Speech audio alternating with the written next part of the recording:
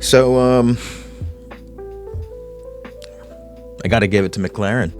They have been working so hard to make sure that neither of their drivers win the Drivers' Championship this year. And so far, it looks like they're going to reach their goal. And if you think I'm making this up, let me go back to an interview that Zach Brown did with, I believe it's Sky Sports, when they were asking about the whole papaya rules thing. And he said, we're well aware of 2007. Two drivers tied on points. One gets in the front. But we've got two drivers who want to win the world championship. We're playing offense. We're not playing defense. There's more quote. I'll get to that in a second. Not too long ago, Max Verstappen winning the Drivers' Championship for the 5th time was kind of an outlier. The odds of that happening, I mean, there would have had to have been a little bit of magic. Max Verstappen would have had to have won the last 5 races, hopped on one foot, did a chant, drive his car backwards for a couple of laps, and then, and only then, would he win the Drivers' Championship. And then there was the double DNF that McLaren did, and that brought that a little bit more into reality. I did the math. Now it's completely a different case. Let's get to the rest of that quote really quick. So, speaking of Zach Brown, he said on the Beyond the Grid podcast, I'd rather go, we did the best we could with our drivers tied in points, and the other beat us by 1, than the alternative. Telling one of our drivers right now, when they're 1 point apart, I know you have a dream to win the world championship, but we flipped a coin and you don't get to do it this year. Forget it. He went on to say, that's how we go racing. If 2007 happens again, I'd rather have that outcome than any other that involves playing favorites. We won't do it. And they didn't, because when everyone, and I mean everyone, was coming in for the virtual safety car for fresh tires, McLaren stuck to their guns and they stayed out and lost the race. That puts Oscar Piastri now in 3rd place in the Drivers' Championship. That's right. Whereas Max Verstappen and Oscar Piastri were tied at 366 points, and Norris held a healthy lead where all he had to do was basically show up for the race. Oscar Piastri now sits at 392 points, Max Verstappen at 396 points, and Lando Norris at 408 points. Lando Norris has to podium. He has to podium in Abu Dhabi to win. So if Max Verstappen or Oscar Piastri gets on the podium, Lando Norris also has to get on the podium. And guess what? That's not guaranteed, because in Qatar, Lando Norris finished in 4th place. Would he have finished higher had McLaren gone ahead and pitted when they should have? Most likely, yeah. Most likely he would have finished higher. Would Lando Norris be higher in the points without the DNF? Yeah, that's fairly obvious. But it came down to a simple decision about ride height. McLaren could have played it safe.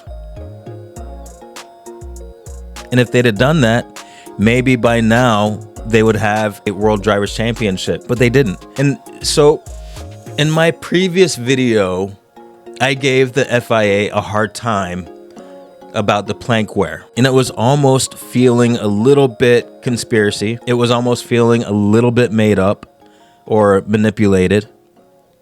That, we had to check the plank wear. Yeah, there were sparks. We had to check the plank wear on the McLarens, and I stand on my opinion that if it's a safety concern that the FIA has, they should test every car after every race, or at least the top 5 or 10 finishers after every race. I kind of feel like they should test the top 10 to make sure that the teams are being honest, that they're not putting their drivers at risk in order to get a little bit more speed. So I think that they should fix that problem, that perception problem. But I have to say, after seeing what happened in Qatar, in hindsight, I think the blame does go a little bit more on McLaren. They just messed it up, just like they messed it up on this race. And I don't necessarily have faith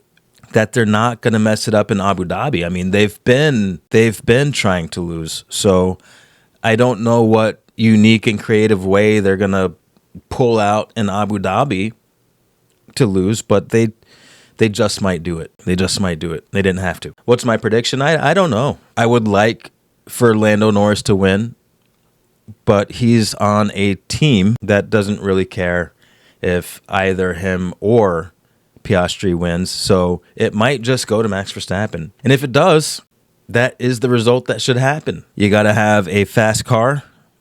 Check. The Red Bull is a fast car, no matter what anybody says. You got to have a skilled and determined driver. I don't think that's ever been a question with Max Verstappen. And you've got to have management that is willing to do what it takes and make the decisions that they must to secure the Drivers' Championship. And they have. One might say almost too much, but the key ingredient is that they have. Speaking of being obsessed with fast drivers, it's been confirmed that Isaac Hadjar is going to occupy the second seat, the second Red Bull seat in 2026. Congratulations are in order for him. I hope that the second car doesn't suck too bad. Yuki Tsunoda is going to be out. I don't think that they ever actually wanted Yuki Tsunoda in that second seat. I think it was something that they did because Honda.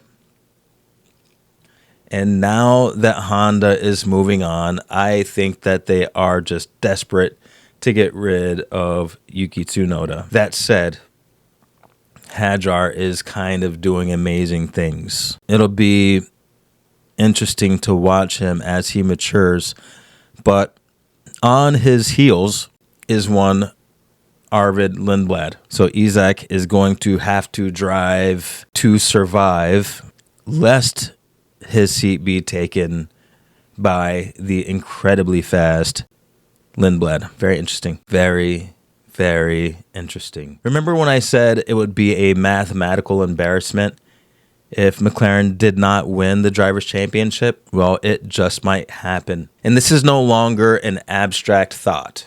In 2007, Kimi Räikkönen won. And at the final race, Räikkönen had a deficit of 12 points. Max Verstappen currently has a deficit of 12 points. Ladies and gentlemen, it is doable. Max could win his fifth. Predictions? I don't know. If this was an F1 world where things made sense and McLaren was trying their hardest to win a Drivers' Championship, number one, they'd have already won the championship. But we're not in that world. I never saw what they did in Qatar happening, so thusly, I can't predict how McLaren will try to lose the Abu Dhabi race. But if past performance is any indicator of future performance, I can't underestimate what McLaren will do to lose. All right, that's been the Petrol List. I'll see you after Abu Dhabi, and who knows who's going to win. I've been Dalton. This has been the Petrol List, and you have been great. Thanks for watching.